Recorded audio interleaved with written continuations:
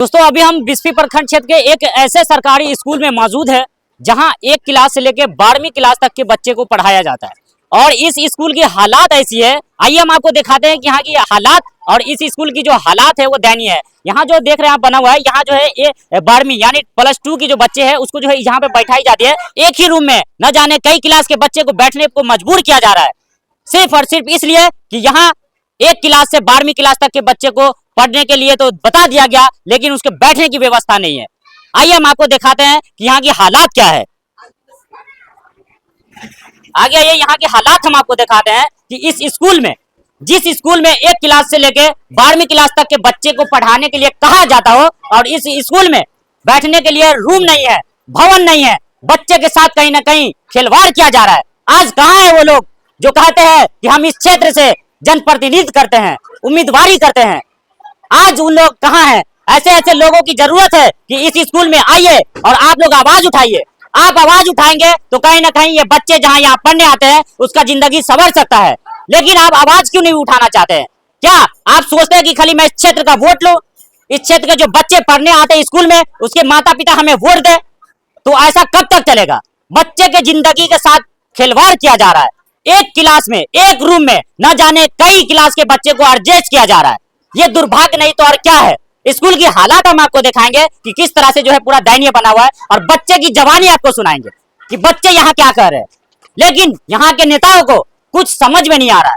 आखिर वजह क्या है जो सिर्फ 1 क्लास से लेकर 12वीं क्लास तक के जिस स्कूल में बच्चे को पढ़ाया जाता हो और उस स्कूल में सिर्फ और सिर्फ 4 रूम है।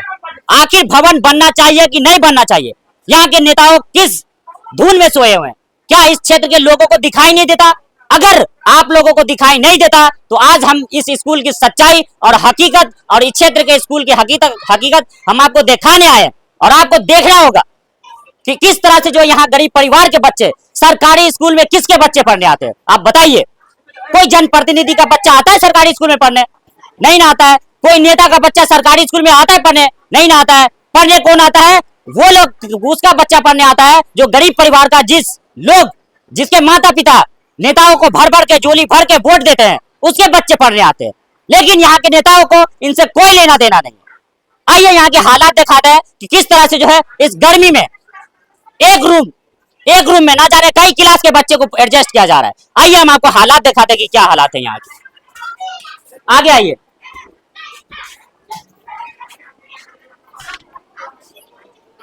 ये अभी हम आ चुके हैं उसी रूम में। रूम के हालात दिखाइए वहां। ये देखिए किस तरह से जो है पूरा जर्जर बना हुआ है और 1 रूम है। 1 रूम में बताइए कितने क्लास के बच्चे आप लोग बैठे हुए हैं?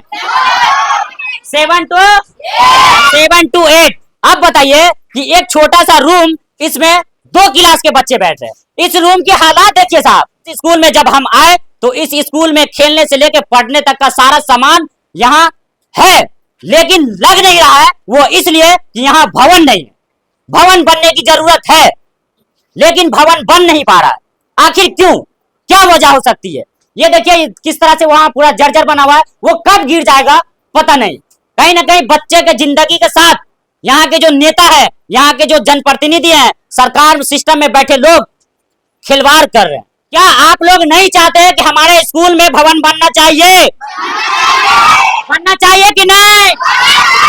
बनना चाहिए ना? आप बताइए कि एक ही रूम में 2 क्लास के बच्चे बैठे, तकलीफ होता है? तकलीफ होता है ना? बनना चाहिए कि नहीं? अभी आप आपके स्कूल में एंट्री किए तो देखिए कि आपके ऑफिस में आपके पढ़ने से लेके आप लोगों को खेलने का सारा सामान आपके ऑफिस में रखा हुआ है।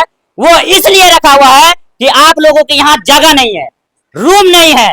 रूम अगर रहता तो वो बड़े बड़े डिजिटल बोर्ड यहाँ रखा हुआ है, वो आप लोगों को सामने रहता और आप लोग पढ़ते, तो वो लगना चाहिए कि नहीं? आप बताइए, यहाँ आप लोग बैठे हुए हैं और रूम की स्थिति देखिए वहां कैसा है। वो कब गिर जाए कोई भरोसा नहीं है। वहां देखिए वो कोना पे, वो कब गिर जाए कोई भरोसा नहीं है। तो इसमें सिस्टम और सिस्टम के नीचे बैठे लोग वो पूरी तरह से लापरवाह बने हुए हैं, उनको कुछ दिखाई नहीं देता। तो आज हम खैरी बांका दक्षिणी पंचायत के सरकारी स्कूल से ये आपको दिखा रहे हैं। और सबसे बड़ा दुर्भाग्य है साहब कि इस क्षेत्र से जितने भी लोग ये कहते हैं कि हम नेता बनना चाहते हैं, तो आज आप कहाँ हैं? आज आपकी जरूरत है इन बच्चों को। आज इनके पीछे आप आइए इनके पीछे आवाज उठाइए। यहाँ के बैठे नेता, यहाँ के बैठे अधिकारी पूरी तरह से मौन है, उनको कुछ समझ में नहीं आ रहा आखिर वजह क्या है। सबसे बड़ा सवाल यह है कि जब इस स्कूल को 1 क्लास से लेकर 12वीं क्लास तक का दर्जा दिया गया तो उसमें भवन क्यों नहीं बन रहा है, सबसे बड़ा सवाल है। आगे आइए, हम आपको दिखाते हैं कि किस तरह से जो है यहाँ व्यवस्था चल रहा है। आगे आइए,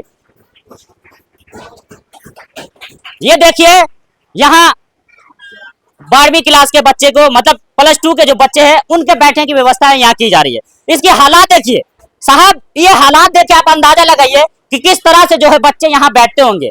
बरसात के मौसम में, गर्मी के मौसम में, ठंडी के मौसम में बच्चे कैसे बैठते होंगे। और ये जो अभी एल्वेस्टर आपको ये लगा हुआ दिख रहा है, ये कहीं ना कहीं यहाँ जानकारी के मुताबिक पता चला कि यहाँ के जो युवा है उनके द्वारा जो है इसको बनाया जा रहा है। वो इसलिए युवाओं का आंख खुला, उसके दिमाग में बात आई कि हमारे समाज के, हमारे क्षेत्र की बच्चे और बच्चियां पढ़ने आती है, कहीं ना कहीं उसको व्यवस्था दिया जाए। लेकिन सिस्टम में बैठे लोग, उनको क्यों नहीं दिखाई देता, यहाँ के नेताओं को क्यों नहीं दिखाई देता। क्या नेता को सिर्फ वोट चाहिए? क्या नेता सिर्फ ये चाहते हैं कि जो बच्चे पढ़ रहे हैं उसके गार्जियन, उसके माता पिता हमको वोट दें? सिर्फ इतना ही अधिकार है उसका। जब सरकार सारी व्यवस्था दे रही है तो सरकार के नीचे बैठे लोग इस पे ध्यान क्यों नहीं दे रहे। आइए हम बात करते हैं कि आखिर इन्होंने ऐसा क्यों सोचा कि हाँ हम इस स्कूल में, और निजी तरह से इन लोगों ने एक सोचा और सोच करके जो है ये पूरा बनाने का काम। क्या नाम है आपका? सर मेरा नाम नौशाद नसर हुआ। अच्छा नौशाद भाई, आपको ऐसा क्यों लगा कि इस स्कूल में जो है ये व्यवस्थाएं देनी चाहिए? मैं राह का चिराग हूँ, सूरज नहीं हूँ। मैं राह का चिराग हूँ, सूरज नहीं हूँ। मैं जहाँ तक मुझसे हो रहा रोशनी कर रहा हूँ मैं। तो चूंकि यहाँ पर पहले नीचे देखिए पन्नी लगा हुआ था, जिसके कारण बारिश हो, धूप हो, बच्चे यहाँ बैठते थे, बारिश आती थी, किताबें भीग जाती थी, धूप होता था, बच्चों को परेशानी होती थी। तो हम लोगों ने मिल करके चंद एक लोगों से मुलाकात की और उनसे बात की कि सर ऐसी ऐसी बात है, आप हमें जो है कुछ फंड कीजिए ताकि हम इसमें जो है कम से कम ना से हाँ की परिस्थिति तक ला सके। अच्छा ये सरकारी स्कूल है, लेकिन आपको क्या जरूरत पड़ी थी ये सब करने की? सर ये मेरा स्कूल है, हम आज नहीं आगे आएंगे तो शायद ये जो बच्चे जो पढ़ रहे हैं ये हमें कोसेंगे। आप तो उस लायक थे ना, बड़ों को छोड़ दीजिए, आप कम से कम उस लायक थे, आपने ये काम क्यों नहीं किया? तो मैं अपने स्तर से जहाँ तक हो सकता है मैं करने की कोशिश कर रहा हूँ। और इस सिस्टम, और यही नहीं, हमारी कोशिश ये है, हम लगातार प्रयास कर रहे हैं कि इस स्कूल का भवन बने, नया भवन बने। उसके लिए लगातार हम प्रयास कर रहे हैं, ज़मीन आवंटन करवाने की तमाम तर प्रक्रिया हम कर रहे हैं। उसके लिए चाहे हमें BO से मिलना हो, हम उनसे मिलें, CO से मिलना हो, DO DM सर, तमाम लोगों से, उनसे हम व्यक्तिगत तौर पर मिल करके आए हैं।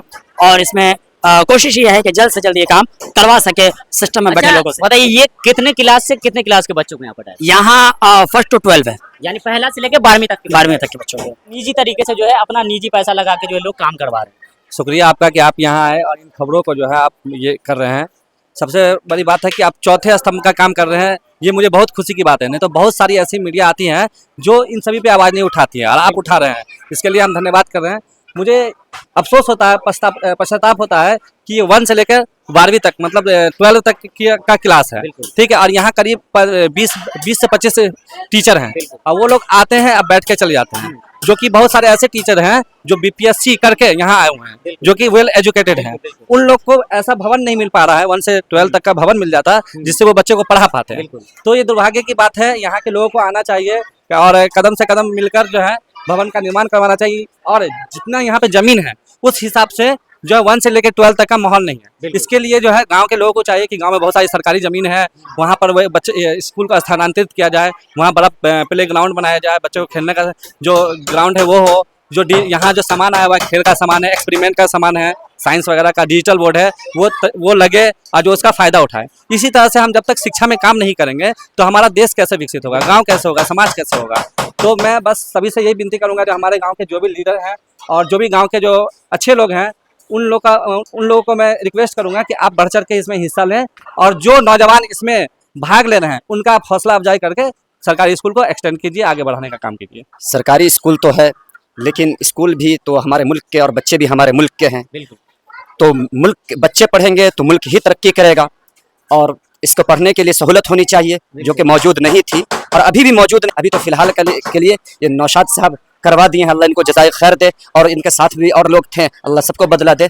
और इनकी कोशिश जारी है कि जहाँ तक हो सके स्कूल अच्छे से अच्छे तरीके से बने और इसमें खूब सहूलतें हों ताकि बच्चे अच्छी तरह पढ़े और हमारे मुल्क को तरक्की दे। तो दोस्तों इस वक्त मैं बिस्फी प्रखंड क्षेत्र के खैनीबागा दक्षिणी पंचायत के सरकारी स्कूल में मौजूद था और यहाँ के हालात आपको बताया गया और आपने देखा भी।